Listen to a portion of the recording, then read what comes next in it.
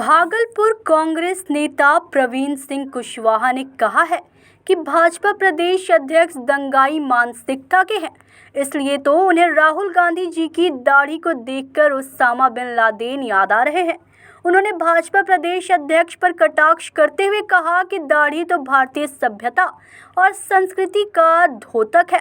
उन्होंने सम्राट चौधरी के दाढ़ी को लेकर सवाल करते हुए कहा कि सम्राट चौधरी को अपनी दाढ़ी की क्वालिटी को भी बताना चाहिए कि उनकी दाढ़ी आशाराम की है या फिर हाफिज सईद के स्टाइल की।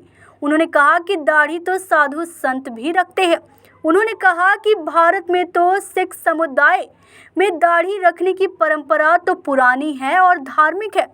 दाढ़ी को लेकर दिए गए बयान से सारे हिंदुस्तान के लोगों को जलील करने का काम किया गया है। दाढ़ी को लेकर दिए गए बयान के लिए उन्हें देश से माफ़ी मांगना चाहिए। भाजपा प्रदेश अध्यक्ष ने राहुल गांधी की दाढ़ी पर बयान देकर सारे दाढ़ी रखने वालों को आतंकवादी बनाने का काम किया है और अपमानित किया है।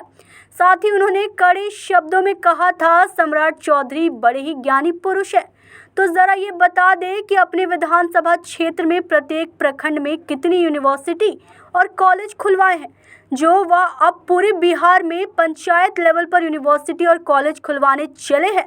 उन्होंने जोर देकर कहा कि सारा हिंदुस्तान जानता है कि भाजपा धर्म के नाम पर केवल लड़वाने का काम करती है और उस आग में अपनी रोटी सेकती है। इसका जवाब जनता समय आने पर ज़रूर देगी।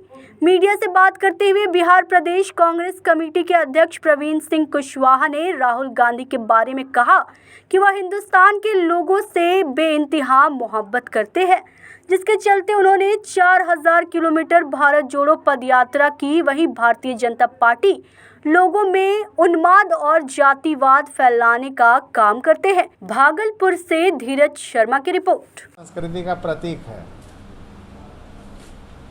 और कई धर्म के लोग इसको बड़े सम्मान के साथ रखते हैं। सवाल खड़ा करने वाले अध्यक्ष को यह सोचना चाहिए, अपनी दाढ़ी के बारे में बताना चाहिए कि वो आसाराम बापू का दाढ़ी है या हाफिज सईद का दाढ़ी है। उनको अपने दाढ़ी के बारे में भी बयान देना चाहिए।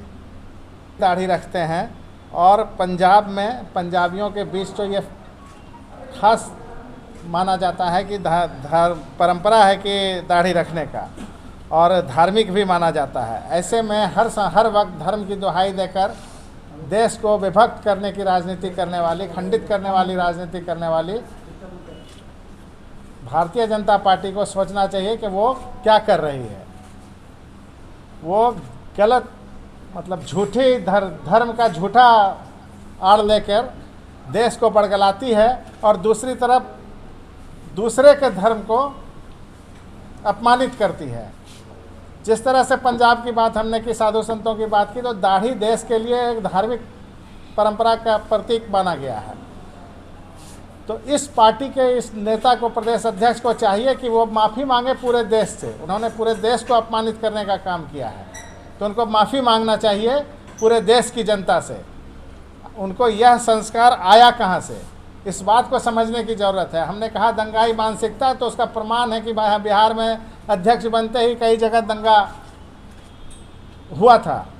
आप उन तमाम बातों को अगर ठीक से रिलेट करेंगे या जोड़ने की कोशिश करेंगे तो आप पाएंगे कि इस तरह का उन्मादित बयान या इस तरह का माहौल पैदा कर सिर्फ बिहार के जो जनता के मुद्दे हैं उससे भटकाने की साजिश है और लोगों को धर्म के आड़ में अपने ओर मोड़ने की साजिश है। इससे बचने की ज़रूरत है। आम आवाम इसका जवाब अपने चुनाव में निश्चित देगी, लेकिन हम लोग भी इसका पुरजोर विरोध करते हैं और मांग करते हैं कि प्रदेश अध्यक्ष माफ़ी मांगे देश की जनता से। जो है, एक विधायक ने कहा कि हमारा सीएम कैसा होगा तो फल्ला जैसा होगा। वहाँ राधा मोहन सिंह विरोध कर दिया और उस विधायक को बड़ी डांट पड़ी। तो ऐसे नेता को सामने खड़ा कर शिखंडी की तरह बीजेपी वोट बटोरना चाहती है। सिर्फ उसका मकसद सिर्फ और सिर्फ यह है कि लोगों को बरगला कर कैसे ओरिजिनल जो मूलभूत मुद्दा है उससे भटका कर धार्मिक और जातीय उन्माद पैदा किया जा सके।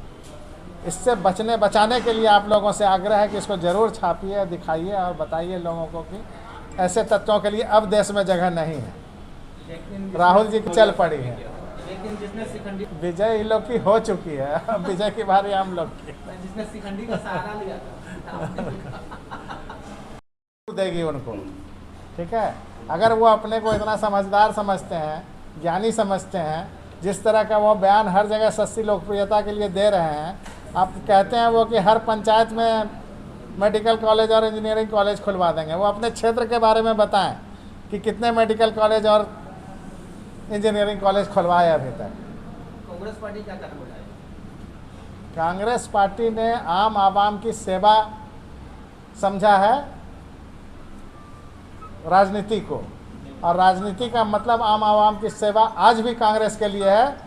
राहुल जी हमारे जो नेता हैं आदरणीय, उन्होंने बताया है कि किस तरह से मोहब्बत की दुकान चलाई जाती है और ऐसे नफरतवादी तत्वों की दुकान को किस तरह से बंद किया जाता है। वो 4000 किलोमीटर की यात्रा कर उन्होंने ये साबित किया है, और लोग मानने लगे हैं कि 4000 किलोमीटर चलने का और कोई औचित्य नहीं होता है सिवाय इसके कि वो वाकई मोहब्बत से जीतना चाहते हैं देश की जनता का दिल। जा सकते हैं 27 तारीख की बैठक में वो शामिल हो सकता है। देश का प्रधानमंत्री कौन होगा? देश का प्रधानमंत्री जब सारे चुने हुए एमपी, लगातार आपको नेताओं ने कहा है सारे चुने हुए एमपी तय करेंगे। कल जदयू के प्रदेश अध्यक्ष भी कह रहे थे कि इस तरह की मानसिकता, सिर्फ ये बात वो लोग फैलाना चाहते हैं जो चाहते हैं कि विपक्षी एकता ना हो, विपक्षी एकता में किस तरह से फूट डाली जाए। वो लोग सिर्फ ये पूछते हैं कि पीएम कौन हो। कब ये तय हुआ था कि पीएम पहले मनमोहन सिंह होंगे?